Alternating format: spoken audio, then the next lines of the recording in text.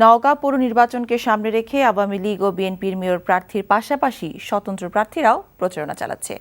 নওগাঁর প্রতিনিধি আসিদুর রহমান জয়ের পাঠানো রিপোর্ট। প্রায় ৩৯ বর্গ কিলোমিটার আয়তনের নওগাঁ পৌরসভায় বইছে নির্বাচনী হাওয়া। আওয়ামী লীগ ও বিএনপির মেয়র প্রার্থীর পাশাপাশি স্বতন্ত্র প্রার্থীরাও চালিয়ে যাচ্ছেন প্রচারণা। এই পৌরসভায় মোট ভোটার ১,০৫,২৩১ জন। প্রথম শ্রেণীর পৌরসভা হলেও ড্রেনেজ সমস্যা, বর্ধিত পৌর এলাকার উন্নয়ন সহ নানা সমস্যায় জর্জরিত এই পৌরসভা। তাই পৌরসভার উন্নয়নে মেয়র প্রার্থীরা দিচ্ছেন নানা প্রতিশ্রুতি। নতুন করে সাজানোর দায়িত্ব নওগাঁবাসী আমাকে দেয়। ওটা নওগাঁকে একটা সুন্দর, সবুজ এবং মডেল পৌরসভা আমি উপহার দিতে পারবো।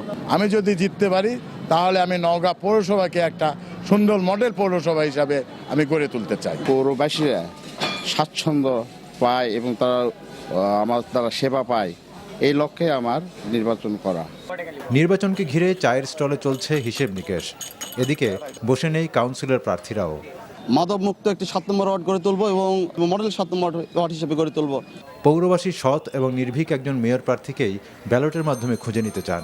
এমন একজন প্রার্থীকে নির্বাচিত করতে চাই যিনি আমাদের পৌরসভার উন্নয়নের সার্বিক ভূমিকা রাখবে। যে মানুষ আমার নওগাঁকে আলোকিত করবে এবং নওগাঁর সমস্যার সমাধানে এগিয়ে আসবে।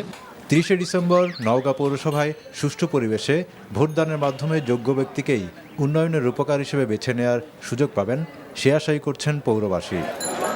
NTV news desk.